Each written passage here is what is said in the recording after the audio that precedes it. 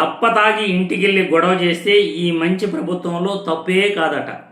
నేను తాగిన మాట వాస్తవమేను, ఇంటికి వెళ్ళిన మాట కూడా వాస్తవమేను, నేను ఏమీ చేయలేదు, తాగితే తప్పేంటి, వెళ్తే తప్పేంటి అంటున్నాడు ఒక పెద్ద మనిషి. సోషల్ మీడియాలో వైరల్ అవుతున్న ఆ పెద్ద మనిషి మాటలు విన్న తర్వాత దీనిపై మళ్ళీ మనం విశ్లేషించుకుందాం. కామెంట్ చేస్తున్నారు. నేను వెళ్ళిన మాట వాస్తవమే. నాకున్నటువంటి వ్యక్తిగత అలవాటుని మీరు ఎందుకు తీసుకొస్తారు? ఆ పిచ్చి నా కొడుకులు ఎందుకు మాట్లాడతారు? ఎస్, నాకు తాగుడు అలవాటు ఉంది. తప్పేంటి సార్? నేను తాగి నేనేమైనా దుర్భాషలాడానా? మిమ్మల్ని అడుగుతున్నా, కంఫర్ట్ లేదా మనకి? నేనేమైనా ఒక గుండు సూది లాంటి ఒక వస్తువునైనా అక్కడ డ్యామేజ్ చేశానా? ఏం చేయకపోవటం ఏంట్రా, మట్టరతో పని చేసావు కదా. నువ్వు తాగావని నన్ను మాట్లాడే ఎదవలందరూ కూడా ఎవరికి సరిపోయింది. హీరో విలన్ కొట్టుకుని కమెడీని చంపేసినట్టు నా మీద పడతారేంటి? డ్రింక్ చేసే అలవాటు లేదో చెప్పమనండి. ఎస్, నేను తాగుతా. నేను తాగి తాగి రోడ్లో తప్పేంటి సార్? తాగా. ఎస్, నా కాన్స్టిట్యూన్సీ కూడా తెలీదా? నేను మీ ఇంటర్వ్యూలో చెప్పలేదా అదన్నీ అలవాట్లు ఉన్నాయని? చూశారుగా, రాష్ట్రంలో ఎవరు తాగరా అని ఈ పెద్ద మనిషి అంటున్నాడు. అదే దెందులూరు ఎమ్మెల్యే చింతమనేని ప్రభాకర్ 24 గంటలు సంవత్సరంలో ప్రతిరోజు కూడా ఇతనికి గొడవలే. ఇలాంటి వాళ్ళను పెంచి పోషిస్తూ ఉంది టీడీపీ పార్టీ.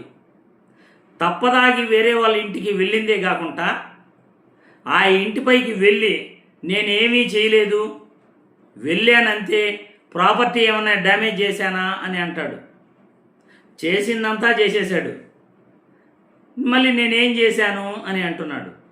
ఇలాంటి వాళ్ళను ఎందుకు ఈ ప్రభుత్వం చూస్తూ ఊరుకుంటా ఉంది? చిన్న మాట అంటే చాలు వాళ్ళపైన కేసులు పెట్టేస్తారు. అది ప్రతిపక్షం అయితే చాలు, అధికార పార్టీని ప్రశ్నించే వాళ్ళైతే చాలు, కేసులు పెట్టేస్తారు. చిన్న మాట అనకూడదు. వీళ్ళైతే ఎన్ని మాటలన్నా అనొచ్చు. తప్పదాగి వేరే వాళ్ళ ఇళ్లపైకి వెళ్ళొచ్చు, వాళ్ళపైన గలాటా చేయొచ్చు, రౌడీయిజం చేయొచ్చు, కొట్టచ్చు, తన్నచ్చు, ఏదైనా చేయొచ్చు, అధికారం ఉంది కదా అని. అధికార పార్టీ ఒక్కటే గుర్తుంచుకోవాలి, మనం అధికారంలోకి వచ్చిన తర్వాత పార్టీలు చూడకూడదు.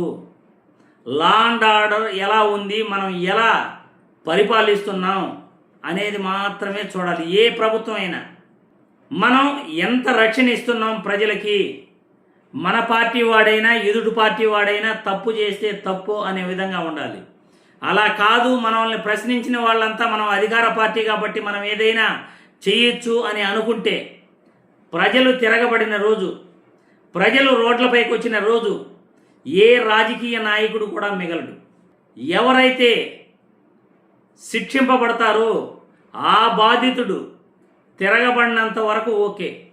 ఒక్కసారి తిరగబడటం మొదలు పెడితే మళ్ళీ అధికార పార్టీ లేదు, ప్రతిపక్ష పార్టీ లేదు, అది ఎవరైనా ఒకటే బాధితుడికి. అది గుర్తుపెట్టుకోవాలి, తెలుగుదేశం పార్టీ అయినా ఇంకెవరైనా సరే. ఈరోజు ఈ కూటమి ప్రభుత్వంలో జరుగుతున్న దారుణాలు చూస్తూ ఉంటే అసలు ప్రజలకు రక్షణ లేకుండా పోయింది. అధికార పార్టీ అని చెప్పి నాయకులే విచ్చలవిడిగా మాట్లాడుతున్నారు. విచ్చలవిడిగా ఎలా కావాలంటే అలా మాట్లాడుతున్నారు. రాజకీయాలలో లేని మహిళలను, మాజీ ముఖ్యమంత్రి గారి భార్యను, మాజీ ముఖ్యమంత్రి గారి కూతుర్లను లైవ్లోకి తీసుకొస్తున్నారు. ఎట్లా కావాలంటే అలా మాట్లాడుతున్నారు. విచ్చలవిడిగా సోషల్ మీడియాలో ఇష్టానుసారం పోస్టులు పెడుతున్నారు. మనం ఒకరిని వేలెత్తి చూపించే ముందు మనం ఎలా ప్రవర్తిస్తున్నాం, మన పార్టీ ఎలాంటి పార్టీ అనే అధికార పార్టీ గుర్తించుకోవాలి. ఎల్లకాలం అధికారం ఉండదు, మరో 2 ఏళ్ళు మాత్రమే ఈ పార్టీకి టైం ఉంటుంది. వన్స్ పార్టీ మారితే పరిస్థితులు ఎలా ఉంటాయో పార్టీ కార్యకర్తలు ఎవ్వరూ కూడా వాళ్ళ గ్రామాల్లో కానీ వాళ్ళ వార్డుల్లో కానీ నిలవలేరు. ఎందుకంటే ఎవరైతే తప్పు చేసుంటారో ఖచ్చితంగా రెవెన్యూ పాలిటిక్స్ అని మొదలవుతాయి. ఈరోజు పరిపాలన పూర్తిగా మర్చిపోయి, ప్రజా అవసరాలను పూర్తిగా మర్చిపోయి విమర్శలే ధ్యేయంగా రాజకీయ పార్టీలు ఎలా విమర్శించుకుంటూ ఒకరిపై ఒకరు దుమ్మెత్తి పోసుకుంటున్నారో చూస్తూనే ఉన్నాం. ఇకనైనా ఈ అధికార పార్టీకి బుద్ధి రావాలి. మనం అధికారంలోకి వచ్చాం, మన పార్టీ వ్యక్తి అయినా వేరే పార్టీ వ్యక్తి అయినా, అది ఎమ్మెల్యే అయినా మంత్రి అయినా ముఖ్యమంత్రి అయినా సరే తప్పు చేస్తే తప్పే. ప్రజాస్వామ్యాన్ని బతికించాలి ఈ కూటమి ప్రభుత్వం.